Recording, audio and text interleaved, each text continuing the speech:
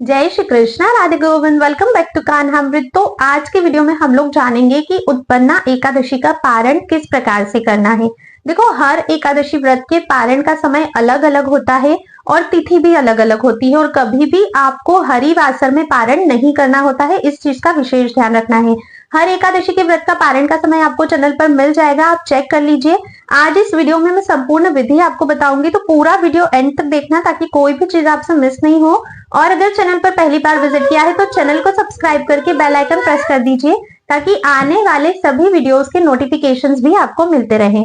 तो चलिए वीडियो को शुरू करते हैं। देखिए, सर्वप्रथम ये जानना बहुत आवश्यक है कि पारण का इतना महत्व क्यों है और क्यों हमें पारण उस निर्धारित समय पर ही करना होता है। पारण का अर्थ होता है अपने व्रत को खोलना। काफी सारे लोग ऐसे हैं जिन्हें ये नहीं पता होता है कि उन्हें एकादशी के व्रत का पारण सही समय पर करना होता है। एकादशी का व्रत तो बहुत सारे लोग करते हैं, लेकिन पारण का जब समय आता है, मतलब जब अपना व्रत खोलने का समय आता है, तो वो लोग अपने हिसाब से खोल लेते हैं। देखो, हरिवासर में आपको कभी भी व्रत नहीं खोलना होता है, क्योंकि हरिवासर भी आपका व्रत है। एकादशी को ही हरिवासर कहा जाता है। तो कभी भी एकादशी तिथि में व्रत नहीं खोलना है। व्रत हमेशा आपको द्वादशी तिथि में ही खोलना होता है। ठीक है, तो इसलिए ये बहुत आवश्यक है कि आपको व्रत के पारण का सही समय पता होना चाहिए। ना आपको उसके पहले व्रत खोलना है और ना ही आपको उसके बाद व्रत खोलना है। पद्म पुराण और ब्रह्म वैवर्त पुराण में यहाँ तक मेंशन किया गया है कि अगर किसी भी कारण से आप लोग अपने एकादशी के व्रत के पारण समय को मिस कर देते हो, तो फिर आपको द्वादशी के दिन भी संपूर्ण व्रत रखना होता है, ठीक उसी प्रकार जिस प्रकार से एकादशी का व्रत आपने रखा है। और फिर नेक्स्ट डे आपको पारण करना होता है, तब आपको आपके एकादशी का पूर्ण फल प्राप्त होता है। ठीक है, तो बेहतर यही होगा कि आप अपने पारण के समय को बिल्कुल भी मिस ना करो। एक और बात मैं क्लियर करना चाहती हूँ, हर सिटी के हिसाब से, हर स्टेट के हिसाब से पारण का समय अलग अलग होता है। ठीक है, पर यहाँ पर सबसे मुख्य बात यह है कि एकादशी का व्रत हम लोग क्यों करते हैं।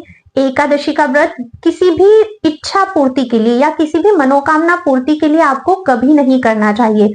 हमेशा आपको भगवान श्री कृष्ण की, भगवान श्री हरि विष्णु की प्रसन्नता के लिए ही एकादशी का व्रत करना चाहिए। ठीक है, उसी के बाद आपको पूर्णतः एकादशी का फल मिलता है, क्योंकि जब आप किसी भी कामना से एकादशी का व्रत करते हो ना, तो फिर आपको सिर्फ वो भौतिक जो आपकी कामना है वहीं तक आप लोग सीमित रहोगे, सिर्फ वही कामना आपकी पूर्ण होगी। लेकिन जब निष्काम भाव से आप लोग व्रत करोगे तो भगवान को तो सब पता है कि आपको क्या चाहिए, किस चीज की आपके पास कमी है, किस चीज की आपको जरूरत है। तो भौतिक चीजें तो आपको अवश्य ही मिलेगी, साथ ही साथ जो आध्यात्मिक जगत की आपकी ऊंचाइयां हैं उनको भी आप छू पाओगे। तो हमेशा ध्यान रखिए कि एकादशी का व्रत हमेशा बिना किसी कामना के करिए, सिर्फ इसलिए करिए कि भगवान श्री कृष्ण को ये बहुत पसंद है, भगवान श्री कृष्ण की प्रसन्नता के लिए मैं कर रहा हूँ। ठीक है, तो अब देखो, जैसे एकादशी का व्रत हम भगवान श्री कृष्ण की प्रसन्नता के लिए करते हैं, और भगवान श्री कृष्ण का नित्य धाम कौन सा है? गोलोक वृंदावन भगवान श्री कृष्ण का नित्य धाम है। तो देखो, या तो आप ये फॉलो कर सकते हो कि जो अलग अलग स्टेट या अलग अलग सिटी के हिसाब से पारण का समय है उसको हमेशा फॉलो करो, या फिर हर चीज को दूर हटाओ, किसी भी चीज में ज्यादा कंफ्यूज मत हो, और जो ब्रिज वृंदावन का जो पारण समय है हमेशा उस हिसाब से पारण करो। देखो, श्री कृष्ण और राधा रानी की उपासना हमेशा ब्रिज भाव में की जाती है, ब्रिज गोपिकाओं के अनुगत्य में की जाती है, ब्रिज भक्तों के अनुगत्य में की जाती है, उनके पीछे चल के की जाती है, ब्रिज के संतों के पीछे चल के की जाती है। तभी भगवान श्री कृष्ण और राधा रानी हमसे प्रसन्न होते हैं और उनकी कृपा हमें प्राप्त होती है। क्योंकि भगवान गीता में भी कहते हैं कि जो मेरे भक्तों को प्रेम करता है, जो मेरे भक्तों की सेवा करता है, उनसे मैं बहुत जल्दी प्रसन्न होता हूँ बजाय मेरी सेवा करने के। ठीक है, तो ब्रिज के टाइम के अकॉर्डिंग अगर आप लोग अपने व्रत का पारण करते हो तो फिर आप दुनिया के किसी भी कोने में रहो, आपको चिंता की कोई बात नहीं। ब्रिज टाइम के हिसाब से आप लोग अपने व्रत का पारण करो, संपूर्णतः आपको एकादशी व्रत का फल प्राप्त होगा। और मेरे चैनल पे यहाँ पर आपको जो भी पारण का समय मिलता है वो ब्रिज वृंदावन के अकॉर्डिंग ही मिलता है। तो आप लोग हमेशा क्योंकि क्वेश्चन करते हो कि दीदी हम बंगाल में रहते हैं, हम कुछ किसी और स्टेट में रहते हैं, तो यहाँ पर पारण का समय तो अलग है, तो ऐसे में क्या करें? तो ऐसे में देखो, आप लोग ब्रिज के पारण के टाइम के हिसाब से अगर पारण करते हो तो दुनिया में कहीं भी रहो, फिर आपको चिंता करने की बात नहीं है। ये चीज मैंने आज क्लियर कर दी, तो इसमें आप लोग ज्यादा कंफ्यूज मत हुआ कीजिए। ठीक है, अब हम जानते हैं कि एकादशी का पारण हमें एक्चुअल में करना किस प्रकार से है। देखिए, व्रत के पारण के लिए आपको द्वादशी के दिन यानी कि जिस दिन आपने एकादशी व्रत किया है उसके नेक्स्ट डे, जैसे आज उत्पन्ना एकादशी है 26 नवंबर को, तो कल यानी कि 27 नवंबर को आपको ब्रह्म मुहूर्त में उठना है। स्नान आदि कार्यों से निवृत्त हो जाइए, खुद को अच्छे से स्वच्छ कर लीजिए। भगवान की जो ब्रज रज है, जो गोपी चंदन होता है, दोनों में से किसी का भी तिलक आप अपने मस्तक पर लगाइए। जो 12 अंगों पर हम लोग तिलक धारण करते हैं वहां पर तिलक लगाइए। नहीं प्रॉपरली लगा सकते हो तो सिर्फ आप छू भी सकते हो, जैसे ब्रज रज का छोटा सा टीका आपने 12 अंगों पर लगा लिया, आप ऐसे भी कर सकते हो। ठीक है, उसके बाद भगवान श्री कृष्ण की मंगला आरती कीजिए। भगवान श्री कृष्ण की मंगला आरती करने के बाद तुलसी देवी की सेवा करनी है। भगवान कृष्ण की कोई भी सेवा पूजा तुलसी देवी की सेवा किए बिना कंप्लीट नहीं होती है, इस चीज का ध्यान रखना। फिर हम लोगों ने तुलसी देवी की सेवा करी, अगर थोड़ा बहुत टाइम है तो तुलसी देवी के पास बैठकर एक आध माला का जप आप कर सकते हो या थोड़ा सा कीर्तन भी वहां पर कर सकते हो। उसके बाद आपको भगवान श्री कृष्ण के लिए भोग तैयार करना है। जो भी आप बनाना चाहते हो वो भोग आप तैयार कर लीजिए। ठीक है, इतना हो गया। उसके बाद भगवान को लगाइए भोग, उसमें से एक हिस्सा आपको गौ माता को देना है। ठीक है, कहते हैं कि एकादशी के व्रत में ब्राह्मण को भोजन करवाना कंपलसरी होता है, पर आज के टाइम पे हर किसी को ब्राह्मण नहीं मिल पाता है। अगर ब्राह्मण मिलते हैं तो घर बुलाकर उन्हें भोजन करवाइए, अगर नहीं मिलते हैं तो आप मंदिर में जो ब्राह्मण होते हैं उन्हें भोजन ले जाकर दे सकते हैं। नहीं पॉसिबल है तो आप सूखा सामान निकाल सकते हो उनके लिए, फिर जब भी आपको समय मिले आप देकर आ सकते हो। इतना भी पॉसिबल नहीं है तो कुछ भी दक्षिणा आप निकाल सकते हो, जितना आपको लगता है कि आप दे सकते हो दान में, उतनी दक्षिणा उनके नाम से निकाल कर आप रख दीजिए। फिर जब भी आपको ब्राह्मण मिलते हैं, कोई सुयोग्य व्यक्ति मिलता है जिसको इस चीज की आवश्यकता है, तो आप उनको दे सकते हो, या फिर आप कभी भी मंदिर जाते हो तो मंदिर में आप उस चीज को दान कर सकते हो। ठीक है, इतना कार्य हो गया। गौ माता को एक हिस्सा दे दिया भोजन का, गौ माता को चारा वगैरह जो भी आप खिलाना चाहते हो खिला सकते हो। अगर गौ माता भी नहीं मिलती है ना तो गौ माता के निमित्त की भी दक्षिणा आप निकाल के रख लीजिए। जब भी आपका गौशाला जाना होता है फिर आप तब गौ माता की सेवा उस पैसे से कर सकते हो। इन सभी चीजों के बाद बारी आती है आपके स्वयं के पारण करने की। अच्छा, एक और चीज, जिस भी ब्राह्मण को आप घर बुला के भोजन करवाते हो उसको कुछ ना कुछ दान भी अवश्य दीजिए करिए।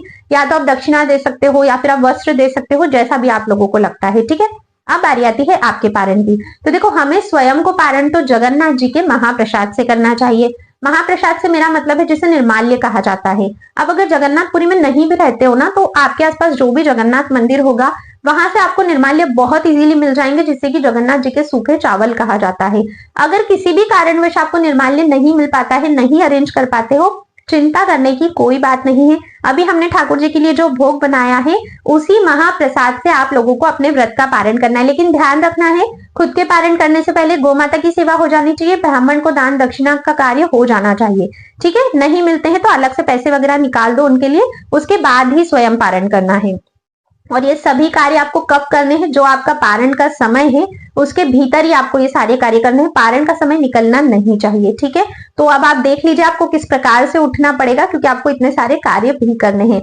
देखो, एकादशी के व्रत में भी ब्रह्म मुहूर्त में उठना चाहिए, एटलीस्ट सूर्योदय से पहले, और द्वादशी को भी। वैसे तो हर दिन हम नहीं उठते हैं, पर जो चीज हम भगवान की प्रसन्नता के लिए करते हैं ना, फिर उसमें हमारा मन भी करता है कि नहीं, मुझे ये कार्य तो करना ही है।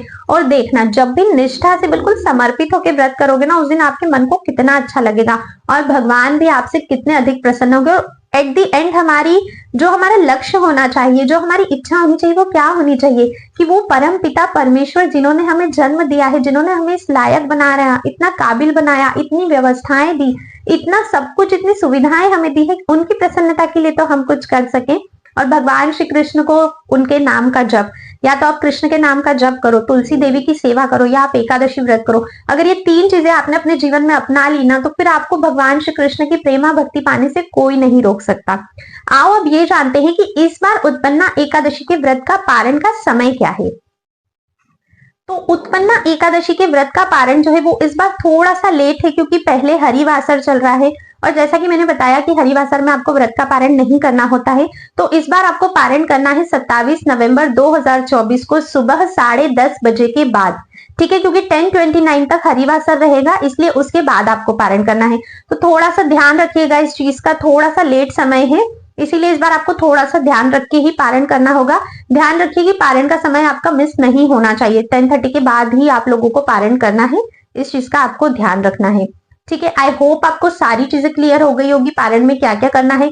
कोई भी डाउट है, कोई भी क्वेश्चन है, बिल्कुल आप लोग मुझे कमेंट करके पूछिए। और देखो जितना से ज्यादा इस वीडियो को शेयर कर सकते हो शेयर करो, क्योंकि बहुत सारे लोगों को पारण के बारे में नहीं पता होता है।